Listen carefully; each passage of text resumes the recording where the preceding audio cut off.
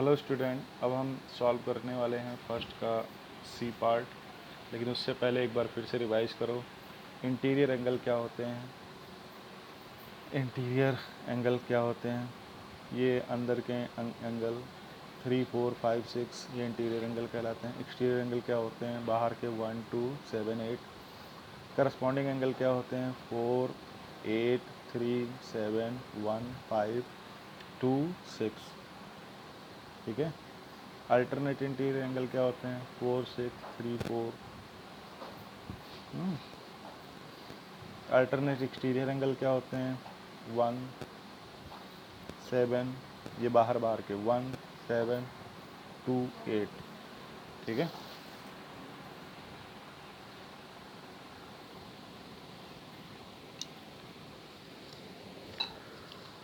ठीक है बेटा, तो अब हम सॉल्व करेंगे क्वेश्चन। तो अब हम देखेंगे पहले ये देखो, अगर ये 60 है तो y भी कितना होगा? 60। क्यों? y is equal to 60, y is equal to 60 degree, y is equal to 60 degree. क्यों? लिखो, सबसे पहले तो लिखो वी हैव, हम जानते हैं ये है अल्टरनेट इंटीरियर एंगल।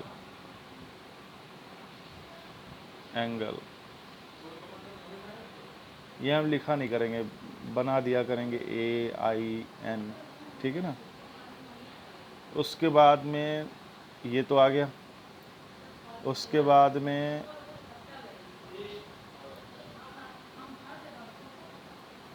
R और X, हाँ Y आ गया। तो Y जब आ गया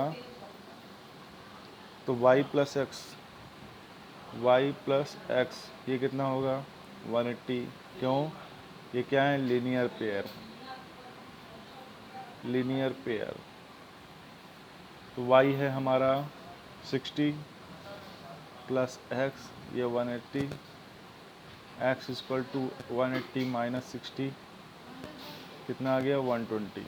x कितना आ गया? 120। तो x अगर 120 आ गया, ठीक, तो r कितना होगा? r equal to x. क्यों? अल्टरनेट एक्सटीरियर एंगल,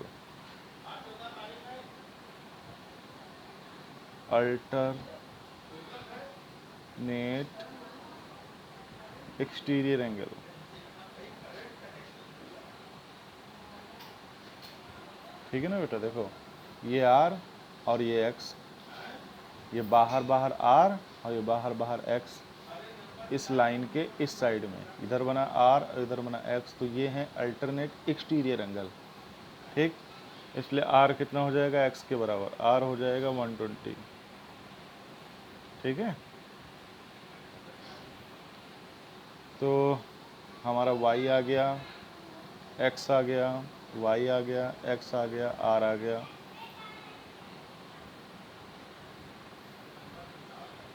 अब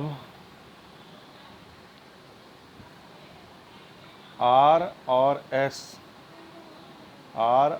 S ये हैं corresponding angle. S equal to R। क्यों? क्यों बेटा ऐसा? R equal to S equal to R क्यों? S इक्वल टू R क्यों? क्योंकि ये हैं करस्पॉन्डिंग एंगल। ठीक है ना।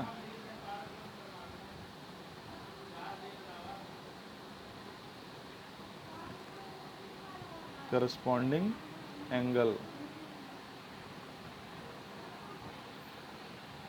तो S इक्वल टू R कितना है? 120 डिग्री। तो ये हो जाएगा। ठीक है। तो बेटा ऐसे सॉल्व हो गया। अगर अच्छा यहाँ से चाहते तो जैसे x 120 आया था, तो x और s ये क्या है? वर्टिकली अपोजिट एंगल भी हैं, तो इनको भी कह सकते थे, लेकिन नहीं कहा हमने।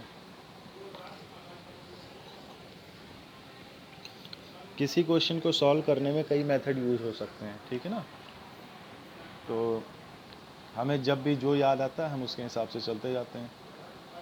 ठीक है बेटा, तो ये रहा फर्स्ट क्वेश्चन का सी पार्ट। अब हम फर्स्ट क्वेश्चन का डी पार्ट करते हैं बेटा। फर्स्ट क्वेश्चन का डी पार्ट, ये वाला क्वेश्चन। तो यहाँ पे देखो r इक्वल टू 65 हो जाएगा। ठीक, r equal to 65। We have r equal to 65। क्यों? ये क्या है? Alternate interior angle. ये एंगल और ये एंगल, ये क्या कहलाएंगे? अल्टरनेट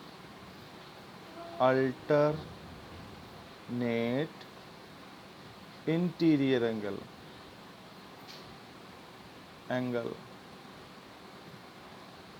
ठीक, अब ये 65 आ गया। ठीक, अच्छा एक चीज़ और देखो, अब अगर तुम्हें पता करना है s, तो s plus 65, now s plus 65 ये होता है 180।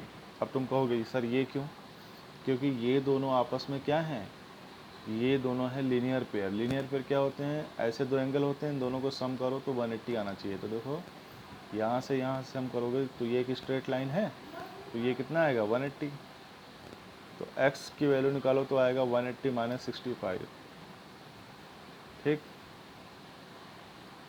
तो आ जाएगा 115। ठीक है, x इक्वल टू 115 डिग्री। तो s आ गया। तो जब s आ गया तो s और x,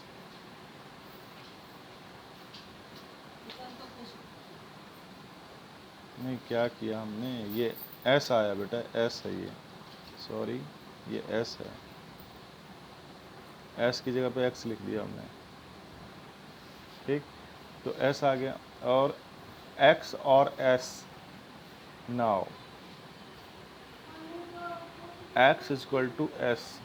क्यों? ये बेटा है करस्पॉन्डिंग एंगल।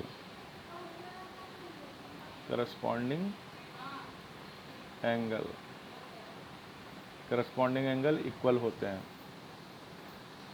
तो x इक्वल टू क्या हो जाएगा? ये भी 115 हो जाएगा। ठीक, और y और s, y is equal to s। क्यों? ये अल्टरनेट इंटीरियर एंगल है। क्या है? Alternate interior angle. एक मिनट, ये तो y is equal to s आ जाएगा। s हमारा कितना है? 115।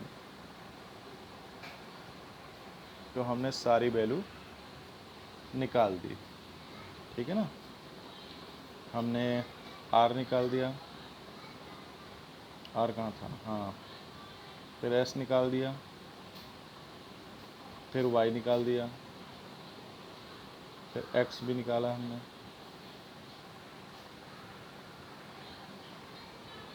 ठीक है, तो ये वाला पार्ट भी कंप्लीट हुआ।